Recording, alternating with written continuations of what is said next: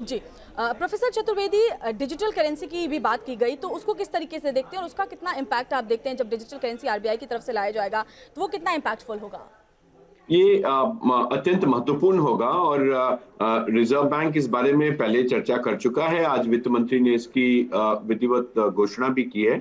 मुझे लगता है कि हमारे बैंकिंग आर्किटेक्चर में जो डिजिटलाइजेशन का एक मेजर ट्रेंड चला है, जो हमारे डिजिटल पेमेंट में एक हमने अच्छी खासी बढ़त हासिल करी है पिछले 2 सालों में, ये उस क्षेत्र में एक महत्वपूर्ण हमारे लिए कदम होगा।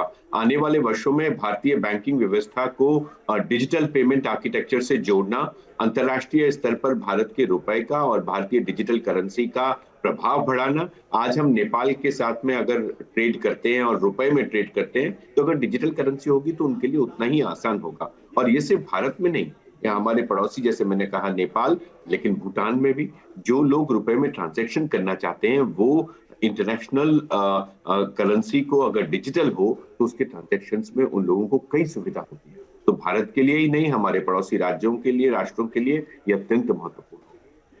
जी, बिल्कुल, बड़ी जानकारी आप दे रहे हैं। अमिताभ कांत जी भी हमारे साथ लगातार जुड़े हैं। अमिताभ कांत जी, सरकारी खर्च को बढ़ाकर रोजगार बढ़ाने पर जोर दिया गया है। इससे एक उम्मीद जगी है, क्योंकि रोजगार की चुनौतियों से लगातार देश गुजार हो रहा है।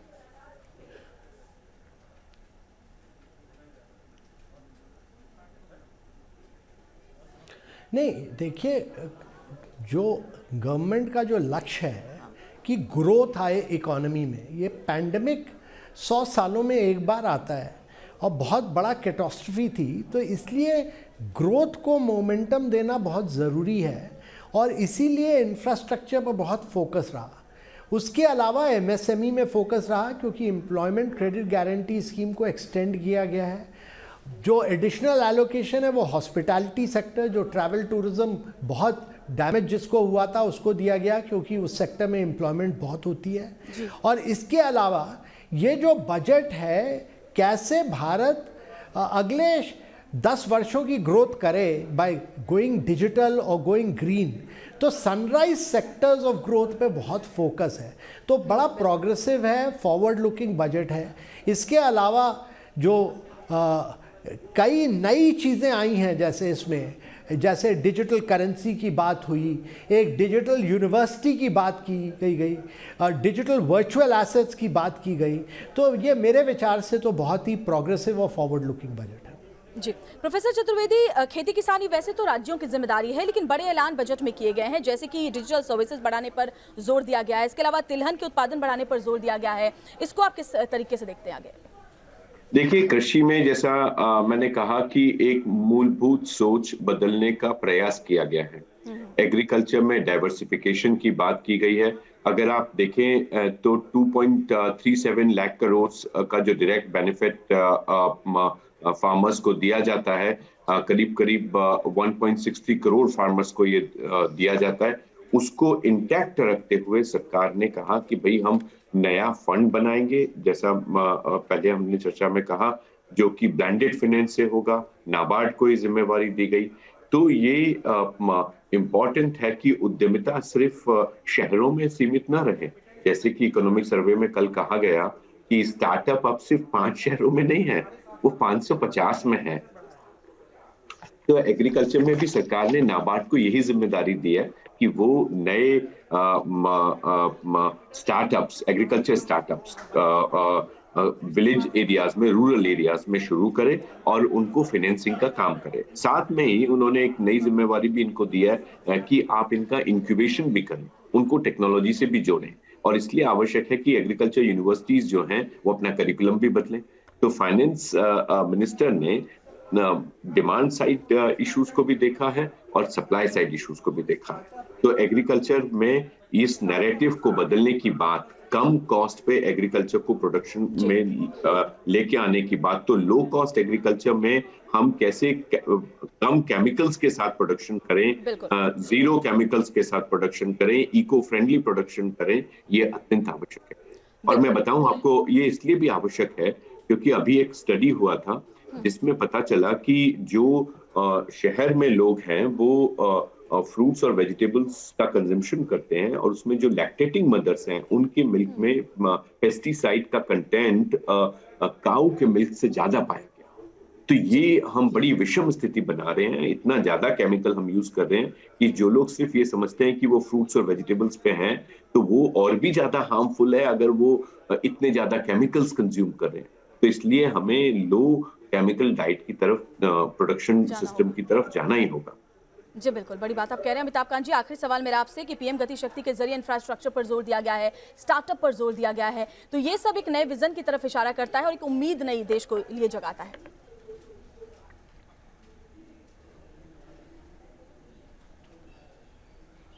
देखिए, ये बहुत महत्वपूर्ण चीज़ है कि पीएम गति शक्ति पर फोकस किया गया है, क्योंकि हमारे यहाँ जो इंफ्रास्ट्रक्चर है, रोड अलग से काम करता है, रेलवेज अलग से काम करता है, सिविल एविएशन अलग से काम करता है, और लॉजिस्टिक्स की को हम साइलोज में ट्रीट करते हैं। गति शक्ति प्रोग्राम इसमें कन्वर्जेंस लाता है, इसमें इंटीग्रेशन लाता है। और एक और चीज़ बात की है लॉजिस्टिक डेटा पोर्टल की, जिससे कि अगर मुझे कंटेनर भेजना पड़ेगा तो मुझे पता चल जाएगा कि किस रूट से भेजें, किस कंटेनर डिपो को यूज़ करें, किस मल्टी मॉडल लॉजिस्टिक हब को यूज़ करें और किस पोर्ट से जल्दी क्लियरेंस हो जाएगा। तो उससे बहुत एफिशिएंसी आएगी। ये real time management of logistics जब आएगा तो देश में लॉजिस्टिक्स का कॉस्ट गिरेगा, देश में एफिशिएंसी आएगी और देश के एक्सपोर्ट्स बढ़ेंगे।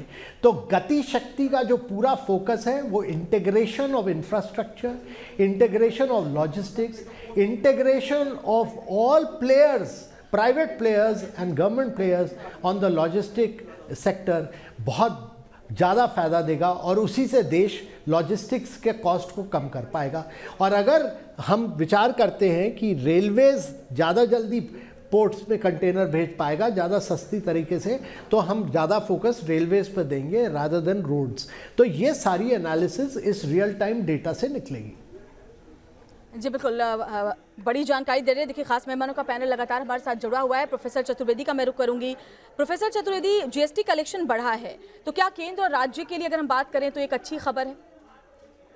बहुत अच्छी खबर है। और जैसा वित्त मंत्री ने बजट भाषण में रोक करके जो नई जानकारी बजट भाषण में सम्मिलित करी, तो ये अपने आप में रिकॉर्ड है। जैसा उन्होंने कहा कि ये इस बात का परिचायक है कि लोगों ने फ्लेक्सिबिलिटी दिखाई है और नए उत्साह के साथ इसमें शामिल हुए, राज्य सरकारें भी शामिल हुई हैं और जो कैटेगराइजेशन वो बार बार बदल नहीं रही हैं वो भी एक महत्वपूर्ण संदेश है और उसके चलते ये एक्सपेंशन हुआ है। आपको याद होगा कि अभी पीछे जो मीटिंग हुई थी, कुछ राज्यों ने इस बात की मांग करी थी कि जीएसटी कलेक्शन नहीं सुधर रहा है और इसका बड़ा कारण ये क्लासिफिकेशंस में परिवर्तन करना है। और वित्त मंत्री ने वही कहा कि हम बार बार परिवर्तन करने के पक्ष में नहीं है। आज भी डायरेक्ट जो इनकम टैक्स होता है उस संदर्भ में उन्होंने वही कहा कि हम बार बार परिवर्तन करने के पक्ष में नहीं है।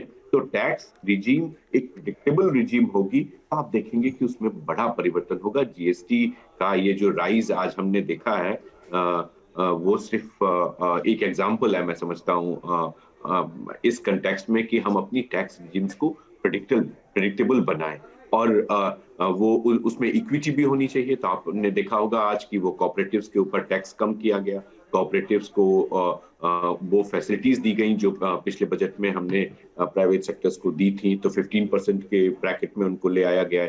तो ये इम्पोर्टेंट इनिशिएटिव्स हैं जो कुछ सालों तक एक स्टेबल टैक्स रिजीम देने की बात करें। तो हर साल लोगों को इसकी अपेक्षा नहीं होनी चाहिए कि ये टैक्स में कितना परिवर्तन होगा या ये डर नहीं होना चाहिए कि इस बजट में क्या होगा। तो ये इम्पोर्टेंट स्टेप है और इसका एक प्रोफेशनल दृष्टि से मुझे लगता है कि अगर अवलोकन किया जाए तो ये अत्यंत महत्वपूर्ण प्रैक्टिस इस बजट में भी सरकार ने जारी रखी है। यानी कि आप कह रहे हैं कि जिन लोगों को थोड़ी निराशा अगर इस बजट से हुई है, जो उम्मीदें लगाकर बैठे थे, तो ये एक दूरदर्शी बजट है। मतलब इसका जो इम्पैक्ट है वो हो सकता है कि कुछ वक्त के बाद उनके जीवन पर एक बेहतर परिणाम लेकर आए।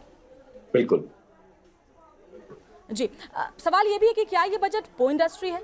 प्रोफेसर चतुर्वेदी जी बताएं। क्या ये जो बजट है ये प्रो इंडस्ट्री है?